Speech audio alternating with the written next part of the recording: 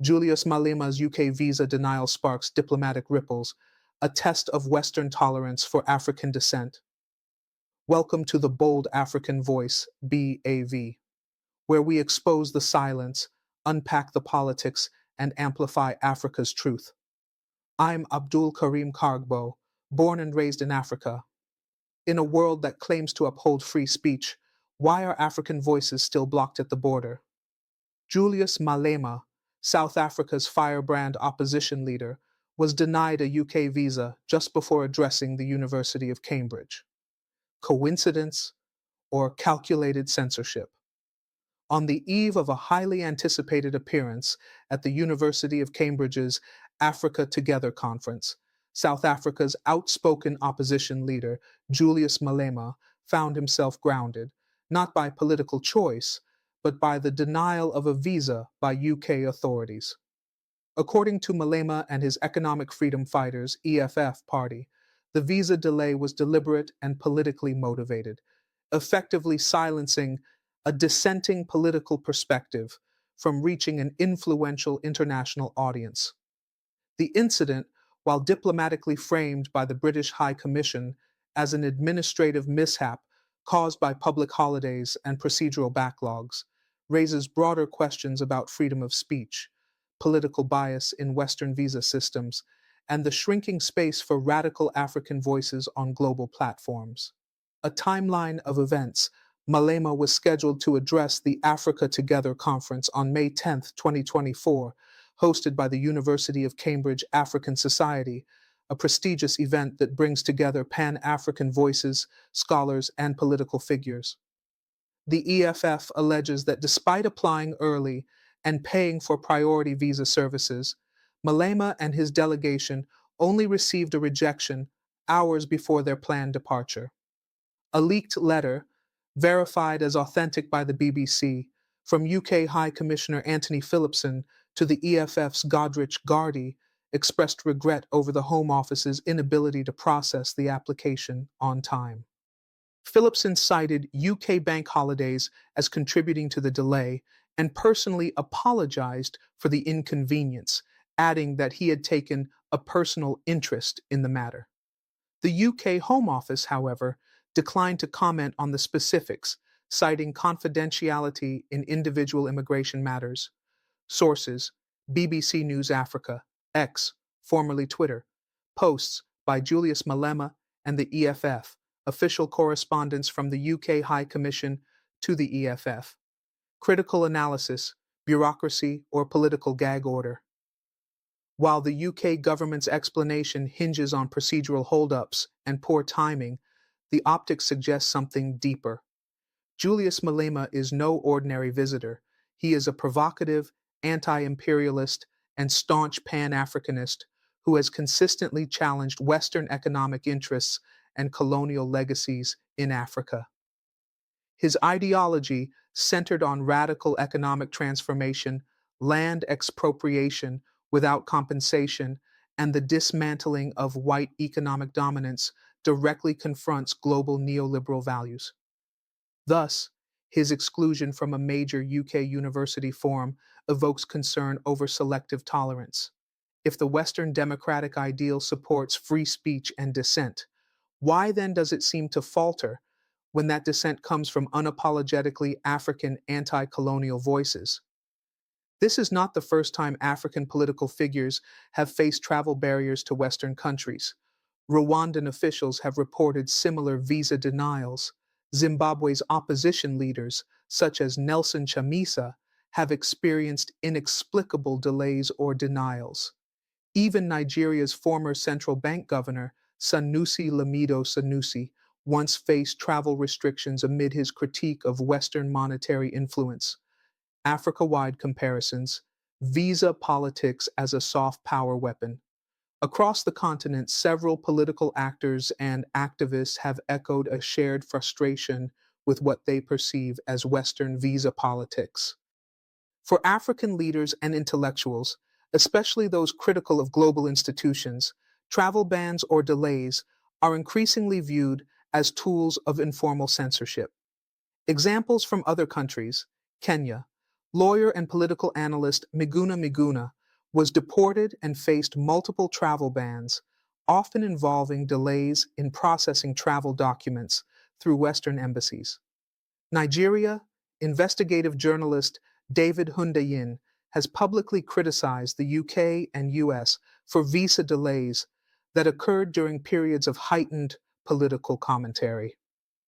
Zimbabwe, both ZANU-PF and opposition figures have reported inconsistencies in travel approvals, often linked to ongoing diplomatic frictions. This pattern raises the question, is there a hidden litmus test for African applicants where ideology, not immigration law, determines access? Cambridge's missed opportunity and the impact on African discourse. The University of Cambridge, known globally for its commitment to academic freedom and intellectual debate, has now inadvertently become part of a controversy.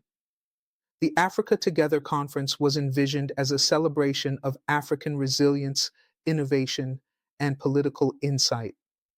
Denying one of Africa's most prominent opposition leaders a chance to speak dilutes the diversity of perspectives.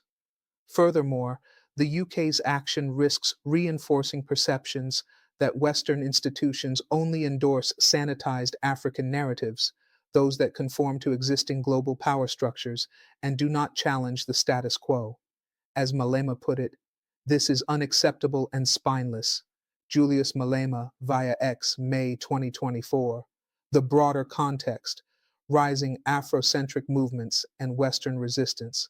Malema's exclusion must also be viewed through the lens of growing Afrocentric and Pan-African movements across the continent. From Ghana's year of return to Mali's rejection of French troops, African countries are increasingly asserting sovereignty, not just in politics and economics, but in historical narratives and global engagement. Western discomfort with this shift is palpable. When African voices begin to demand restitution, push back against neo-colonial finance, or call out global hypocrisy, friction arises. The Malema visa issue is not just about paperwork. It is about power, perception, and the fear of losing ideological control. Looking forward, reclaiming the African voice on the global stage. What should be the response to such events? Should African institutions create alternative platforms that rival Western forums? Should continental bodies like the African Union advocate for diplomatic protections for political and civil society figures?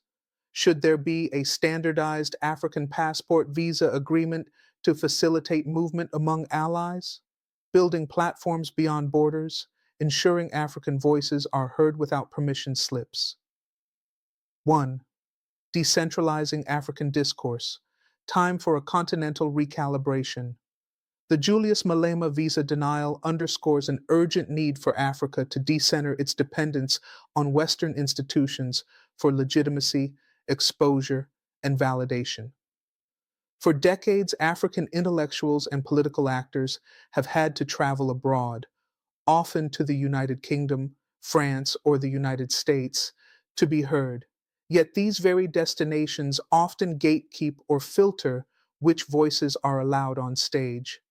Now, with the rise of digital technology and intra-African connectivity, the continent has a golden opportunity to host Pan-African summits and conferences within Africa, attracting diaspora voices and global participants.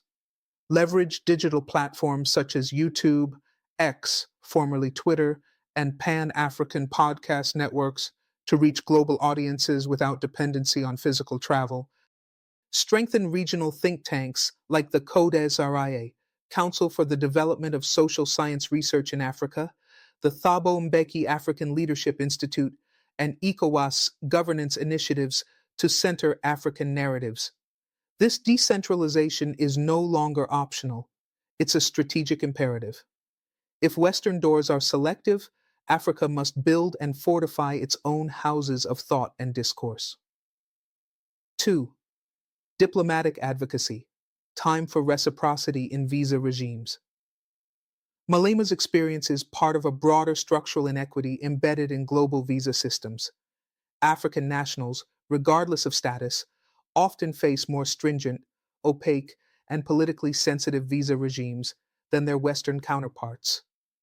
A stark contrast exists in the ease with which European or North American citizens travel across Africa, while prominent African academics, politicians, and even artists often encounter humiliating delays or outright rejections abroad. African governments and the African Union should consider negotiating visa reciprocity protocols with countries that consistently delay or deny access to African officials and civil society leaders. Establishing a continent wide monitoring body to document and publicize cases of discriminatory visa policies, using these as leverage in diplomatic engagements. Encouraging African missions abroad to serve not just consular functions, but also advocacy roles in protecting the freedom of movement and expression of African nationals.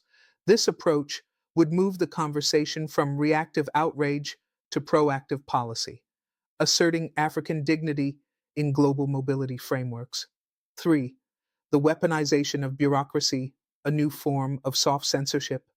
Increasingly, the denial of visas on technical or logistical grounds is emerging as a modern form of soft censorship, less visible than bans or sanctions, but equally potent. When radical African voices are denied access to international stages under the guise of process delays, the effect is the same as a gag order. This practice should be challenged on two levels: legal transparency. African countries must push for transparent visa processing records, especially for high profile public figures and delegations attending international forums. Host countries should publish application dates, timelines, and grounds for denials. Media exposure. Pan African and international media must elevate these stories beyond one day headlines. Visa denials of this nature represent systemic bias and deserve thorough investigation, public discussion, and scrutiny. Julius Malema is not the only African leader who speaks uncomfortable truths. But if such voices are consistently excluded from critical forums, the global discourse risks being filtered, sanitized, and ultimately divorced from the realities on the ground. 4. Implications for UK Africa relations. Is the Global Britain agenda inclusive? The UK has consistently marketed its Global Britain strategy, especially post Brexit, as one that emphasizes deepened relations with Africa through trade, education, and diplomacy. But incidents like Malema's visa rejection cast doubt on the sincerity of this strategy. While British universities actively court African students and British firms seek African markets, there seems to be a mismatch in political openness. By failing to facilitate Malema's visit, even with priority processing fees paid, the UK has projected a message that some African perspectives, particularly those deemed radical or anti establishment, are unwelcome. This is deeply ironic, given that British universities pride themselves on platforms for free speech and dissent. The UK risks damaging its soft power credibility in Africa if it does not reconcile its diplomatic actions with its rhetorical commitments to partnership, inclusion, and mutual respect. 5. Malema's message still resonates, with or without the visa. Despite the visa denial, Julius Malema's message is likely to gain even more traction. In many ways, attempts to silence him only amplify his influence. On social media, where he boasts millions of followers, his criticism of the UK's visa decision went viral, drawing sympathy and outrage from across Africa and the diaspora. His central narrative, that the West is still uncomfortable with unfiltered African radicalism, has now been substantiated not just through words, but through action. In the broader ecosystem of global ideas, the absence of a speaker does not erase their message. If anything, it forces new channels to emerge. 6. Future pathways. Reimagining the African diaspora's role. The African diaspora, especially in Europe and North America, must also rise to this challenge. They are positioned at the nexus of Western influence and African advocacy. The visa denial to Julius Malema should galvanize diaspora institutions, student unions, and cultural organizations to lobby host governments for fairer, more transparent visa policies for African political figures and scholars, create diaspora funded media platforms that give airtime to censored or excluded voices, establish diaspora think tanks that operate independently of Western funding conditionalities, and amplify African centered worldviews. If African diasporas can mobilize as globally aware yet culturally rooted communities, they can serve as effective bridges, countering systemic silencing tactics and ensuring that African truths are spoken, even in hostile environments. 7. The struggle for visibility in the arena of global ideas. At the heart of Julius Malema's visa debacle lies a deeper ideological contest, the right to visibility in the global arena of ideas. For too long, African intellectuals, activists, and political figures have been expected to express their views within boundaries set by former colonial powers and their institutions. Those who deviate from these boundaries, whether by critiquing global financial structures, challenging the status quo of resource ownership, or advocating for Pan-African sovereignty, are often met with subtle but effective forms of exclusion. Malema's exclusion from the Cambridge Africa Together conference is emblematic of this trend. It sends a signal to future conference organizers, donors, and even student societies. Inviting politically assertive African voices comes with risk. This chilling effect not only limits who gets heard, but shapes the entire narrative around African political agency. The battle for visibility is no longer just about stage time or speaker slots, it is about narrative control. And when Western visa regimes become arbiters of that control, the implications are far reaching. 8. Western democracies at a crossroads. Free speech versus ideological gatekeeping. The contradiction in Western democracies is growing more apparent. These states proudly champion liberal values, freedom of speech, academic freedom, diversity of thought, yet increasingly participate in ideological gatekeeping when it comes to African voices perceived as too radical or non-aligned. The question becomes, are democratic freedoms truly universal, or are they selectively applied depending on the geopolitical comfort level of the host nation? Consider these recent examples. In France, activists opposing the CFA franc and criticizing French economic control in West Africa have been routinely surveilled, restricted, or denied entry. In the United States, immigration processes have grown increasingly stringent for African academics, especially those who speak openly against international financial institutions. In Germany, Pan-African events hosted by diaspora groups have faced cancellation or denial of funding when speakers have taken strong anti-colonial stances. These trends suggest that while Western democracies uphold internal pluralism, they are less tolerant of external voices that challenge their global hegemony. 9. Lessons for African youth and future leaders. For Africa's youth, many of whom look to figures like Julius Malema as symbols of defiance and authenticity, the lesson is sobering but instructive. Access to global platforms is not a right. It is a privilege often conditioned on ideological conformity. This does not mean young Africans should abandon engagement with the international community, but rather that they must be prepared to build their own platforms and amplify their voices through alternative media, virtual forums, and grassroots organizing. Understand the structural limitations of Western institutions and develop diplomatic literacy that helps navigate these systems without compromising core values.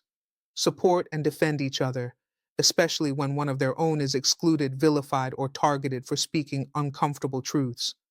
The future of African thought leadership will depend not only on the courage to speak, but on the infrastructure to amplify and protect that speech from transnational suppression. 10.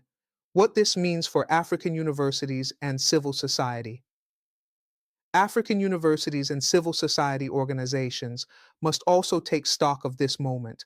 There is a need for a reversal of intellectual dependency, one that sees African institutions not as junior partners to the West, but as co equals in the production and dissemination of knowledge. This calls for hosting annual Pan African intellectual conferences in Africa, fully funded by African donors and accessible to grassroots activists and thinkers, creating publishing houses, journals, and media outlets that are continent owned and operated to document and distribute African political thought without editorial compromise, protecting scholars and dissidents within the continent, particularly as Western countries grow more selective in who they embrace or exclude. By investing in local intellectual capital and providing dignified platforms for critical thought, Africa can ensure that no voice is silenced simply because it cannot secure a visa. 11. Geopolitical shifts and Africa's strategic leverage.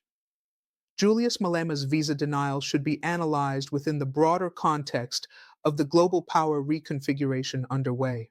As the West contends with its declining moral authority and the rise of multipolarity, Africa is increasingly becoming a geopolitical battleground, not just for natural resources and economic partnerships, but for ideological allegiance. China, Russia, Turkey, and the Gulf states are deepening engagement on the continent with fewer political strings attached. While this has its own risks, often involving opaque deals and debt vulnerabilities, it provides African leaders with more diplomatic options than during the unipolar Western dominated era. This shift creates new opportunities for African agency. Diversified partnerships allow African leaders to avoid dependency on Western approval and censorship. Increased South South cooperation, particularly with Latin America and Asia, can facilitate ideological solidarity among global South nations with shared histories of colonialism and resource extraction. Assertive regional blocs, such as ECOWAS or the African Union, can use collective bargaining to pressure Western nations into fairer engagement, especially when incidents like visa denials occur. Malema's situation may ultimately serve as a rallying point for those advocating a more assertive African posture in global affairs, one that demands respect, not permission. 12. The role of media. Who tells the African story? In the battle between narrative suppression and narrative sovereignty, media plays a critical role. Mainstream Western outlets briefly covered Malema's visa denial, with the BBC confirming the authenticity of the High Commission's letter. However, the framing remained neutral to defensive, often avoiding the larger questions of racial, political, and ideological profiling inherent in such visa denials. African media, by contrast, has shown growing capacity to challenge dominant narratives. Independent platforms such as the Continent, African Arguments, and the Elephant have begun offering in-depth, critical reporting that contextualizes incidents like these within larger historical and structural frameworks. Still, much work remains. Pan-African media networks must strengthen cross-border collaboration to tell unified African stories. Diaspora digital creators must connect with continental platforms to ensure real-time global amplification. State-owned African broadcasters should be reformed to function as credible, independent sources of analysis rather than mouthpieces for ruling parties. Malema's experience, misrepresented or underreported in some quarters, reminds us that whoever controls the story controls public perception, and perception, especially in geopolitics, shapes policy. 13. The intellectual frontier, protecting African radical thought.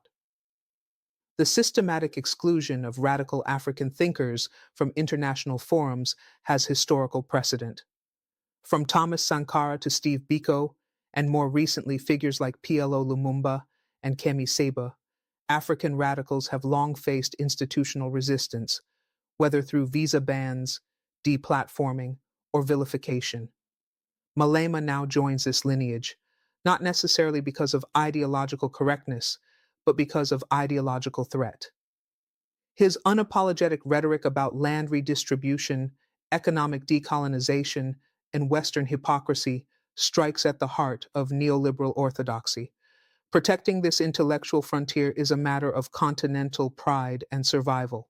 It requires legal protection for political speech, even when it challenges state or foreign orthodoxy. University led think tanks that champion rather than censor radical African thought. Cross generational mentorship so that younger thinkers are not intimidated out of the ideological battlefield. Rather than marginalize or sanitize such figures, African society must debate them rigorously, support them institutionally, and defend their right to be heard globally. 14. Reimagining African citizenship beyond borders. As Malema's visa issue illustrates, the rights and mobility of African citizens, even high ranking public figures, are still often conditional on foreign discretion. But as African migration patterns, diaspora expansion, and digital connectivity grow, a new kind of transnational African citizenship is emerging, one that does not fit within traditional Westphalian notions of sovereignty and borders. This evolving African identity requires continental protection mechanisms for politically active Africans abroad, akin to diplomatic shields or legal support frameworks, a Pan-African visa strategy that encourages mutual recognition of political rights and ease of travel within the continent, especially for civil society leaders and academics, diaspora voting, and political engagement rights, ensuring that distance does not dilute influence. The aim is to empower Africans to shape the world, not from the margins, but from the main stage. And when denied physical access, virtual tools and transnational solidarity must step in to close the gap. 15. Why Africa needs a unified foreign policy. Vision Julius Malema's visa denial is not just a domestic or bilateral matter, it reflects a chronic void in Africa's collective foreign policy architecture. The continent continues to respond to global slights reactively, through protest statements, isolated condemnations, or diplomatic notes. Rarely is there a coordinated or forward looking doctrine guiding how African states engage with external powers, particularly when sovereignty, dignity, or voice are undermined.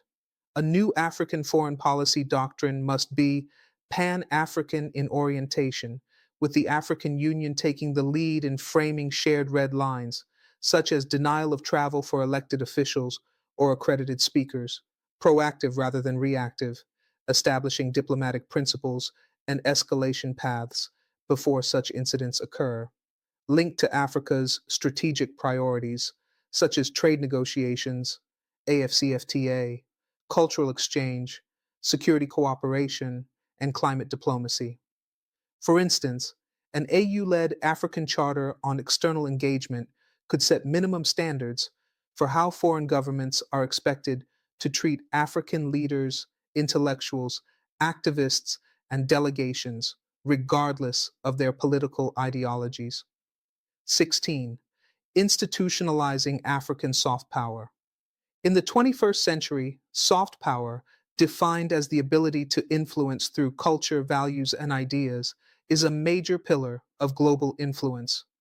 While countries like the UK wield this through institutions like the BBC, the British Council, or prestigious universities, Africa has yet to match this through institutionalized platforms of its own. Malema's invitation to Cambridge, though denied at the border, confirms that African ideas hold global appeal. What's lacking is Africa's control over the means of delivery. Building African soft power requires African cultural and academic institutes abroad, funded by governments, philanthropists, and the diaspora, to train, host, and promote African perspectives. Continental centers of excellence, such as an African political leadership school or Pan-African Media Academy, to cultivate thought leaders. Partnerships with like-minded global South nations, including Brazil, India, and Indonesia, to co-host events, share narratives, and amplify each other's messages. In short, Africa must move from being invited to speak to owning the microphone. 17. Legal recourse and international advocacy. One overlooked avenue is legal recourse. While immigration decisions are often framed as discretionary acts of sovereign states, international human rights law provides frameworks for contesting arbitrary or discriminatory treatment, especially when such treatment targets political expression. African legal networks and civil society organizations should begin to document visa denials, especially when patterns of ideological bias are evident. Engage international legal bodies, such as the UN Human Rights Council and regional courts, to raise cases where freedom of expression or political participation is infringed. Train African delegations in visa law, host country immigration procedures, and appeal options to avoid future manipulation.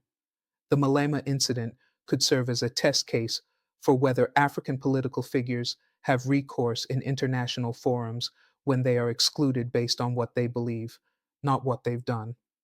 18. The role of universities, gatekeepers or bridges. The University of Cambridge's African Society, which invited Julius Malema, finds itself in a complicated position. On one hand, it demonstrated initiative and openness by extending the invitation.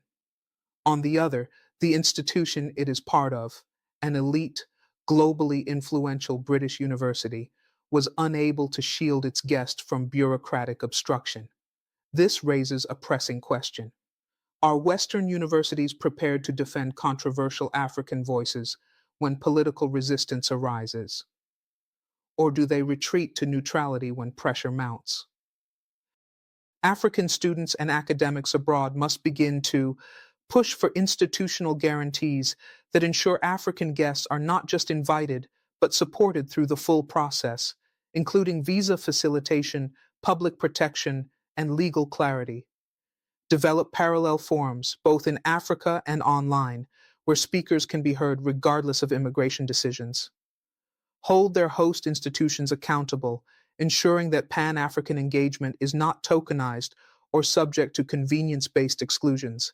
Universities must decide, are they platforms for real dialogue or gated arenas for selective inclusion? 19. Digital resistance, the rise of uncensored African voices. Ironically, by denying Malema a physical platform, the UK may have unintentionally expanded his digital one. His post on X, formerly Twitter, condemning the visa denial went viral, generating global engagement and placing a spotlight on the incident that the visa denial may have sought to avoid. This reflects a larger trend. African digital activism is rising and borderless. Platforms like YouTube, Instagram, TikTok, and X are now primary arenas where African thought leaders build audiences that rival those of traditional institutions. Digital resistance is especially powerful because it bypasses immigration systems, embassies, and state borders. It democratizes voice, allowing ordinary Africans to engage in discourse once limited to elites. It archives dissent, ensuring stories like Malema's remain in the public domain long after official documents are shredded. Still, digital platforms are not without their risks. Algorithms, deplatforming, and state surveillance remain challenges. But for now, they represent the most accessible path to reclaim African voice and agency in a globalized world. 20. Transforming setbacks into strategic mobilization. Julius Malema's blocked trip to the UK should not merely be viewed as a personal or party-specific setback. It must be seen as a catalyst for a broader reimagining of how African movements and institutions confront suppression, both at home and abroad. The key is not to remain trapped in a cycle of outrage and disappointment, but to build sustainable frameworks that transform exclusion into empowerment. Here's how this can be strategically mobilized. Leverage the moment to unify opposition voices across the continent, using the visa incident as a rallying point to spotlight the shrinking global civic space for radical African views. Launch a Pan-African media campaign themed around Africa Must Speak, calling attention to visa denials, diplomatic double standards, and the broader crisis of ideological censorship. Establish a permanent legal and policy desk within the African Union or a civil society coalition to document and respond to cases of cross-border suppression, including visa denials, academic bans, and surveillance of African thinkers abroad. Rather than retreat, this moment calls for escalation on African terms with African solutions. 21. Continental conferences as alternative global stages. Instead of relying solely on European and North American academic spaces, Africa must begin to curate its own world-class conferences and forums designed to attract not just domestic participation, but global attention. These events should center African worldviews, accommodate dissenting perspectives, and remain fully sovereign in their administration. Some strategic ideas include the African Voices Forum, an annual Pan-African gathering of intellectuals, activists, artists, and political figures whose views have been marginalized by global gatekeepers. The Continental Free Thought Summit. Organized across different African cities each year, this event could invite silent speakers from the global south, building solidarity beyond African borders. Diaspora engagement forums, hybrid digital physical events, allowing participation from Africans in the diaspora, including those under travel bans or experiencing visa blockages. By flipping the paradigm from asking to be heard to creating platforms to speak freely, Africa can reposition itself as the new hub of global intellectual innovation. 22. Creating visa-resilient diplomatic pathways. The Malema incident also points to a gap in Africa's diplomatic protocols. Most African states do not offer institutional support mechanisms for political or civil society figures who face travel restrictions abroad. This exposes individuals to reputational harm and weakens Africa's diplomatic muscle on the international stage. A continental response may include emergency diplomatic visas issued to affected individuals by African embassies to attend substitute or alternative conferences hosted in Africa. Continental-level diplomatic advocacy units, perhaps under the African Union Commission or African Peer Review Mechanism, tasked with intervening when high-profile Africans are denied access to global platforms. African visa alliances, where participating countries agree not to replicate discriminatory travel restrictions used by non-African states. This form of visa resilience ensures that Africa protects not just the mobility of its thought leaders, but their dignity and credibility. 23. Countering narrative control through storytelling and documentary media. When traditional media fails to challenge power, or when international platforms silence critical voices, the weapon of storytelling becomes crucial. Julius Malema's experience presents an opportunity for African creatives, filmmakers, and media outlets to construct counter-narratives. Some approaches to consider: produce a documentary series titled Voices Denied, highlighting cases of African thinkers, leaders, and activists who have been denied access to international platforms due to their ideological positions. Launch a podcast series featuring interviews with banned, censored, or marginalized African intellectuals and political figures, creating an archive of banned ideas that resonate globally. Use short-form digital storytelling, e.g., Reels, TikTok, YouTube Shorts, to humanize and explain these issues in simple, accessible language, especially for African youth. This effort would challenge hegemonic gatekeeping through creativity and visibility, reshaping the narrative from one of victimhood to one of resistance. 24. Strengthening Africa's collective memory and political culture. One of the subtler but most damaging consequences of incidents like Malema's visa denial is the erosion of Africa's political confidence. When prominent voices are systematically excluded, younger generations may internalize the belief that African truth telling is dangerous, inconvenient, or futile. To counter this, Africa must cultivate a political culture that values unapologetic speech even when uncomfortable, cross generational mentorship, where today's excluded leaders prepare the next wave of resilient, principled voices, institutional archiving, ensuring that future Africans can access the speeches, writings, and battles of today's silenced leaders, not through the lenses of colonial institutions, but through African owned repositories. Whether in libraries, public universities, or digital platforms, this collective memory must be nurtured and protected. Only then can Africa's future leaders navigate the geopolitical terrain with both clarity and courage. 25. The moral high ground, Africa's soft power advantage. Despite structural barriers, Africa retains one powerful asset in its arsenal: moral authority. Born of centuries of struggle against slavery, colonization, apartheid, and neo-colonial exploitation, the African voice, when authentic and unapologetic, resonates globally with unmatched credibility. Julius Malema's critique of Western imperialism may polarize audiences, but it also represents a broader African sentiment that freedom must mean more than political independence.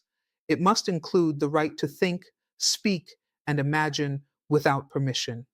In an era where Western institutions increasingly fracture under the weight of internal contradictions, Africa's clarity on issues like land justice, resource sovereignty, climate reparations, and post colonial healing offers a much needed ethical compass. But this compass must be wielded intentionally through leadership, unity, and vision. Advice to African leaders, charting a sovereign path forward. To ensure that Africa's voice is never silenced again, whether by border agents or bureaucratic indifference, African leaders must move beyond reactionary diplomacy and adopt a proactive, principled foreign engagement strategy. Here is a 5-point advisory framework for African heads of state, ministers of foreign affairs, and multilateral institutions. 1. Institutionalize continental solidarity speak with one voice when any African political or civil society leader is unjustly excluded from the global stage. Activate the African Union's Peace and Security Council to address ideological exclusion as a threat to African democratic expression. 2. Create and fund African platforms.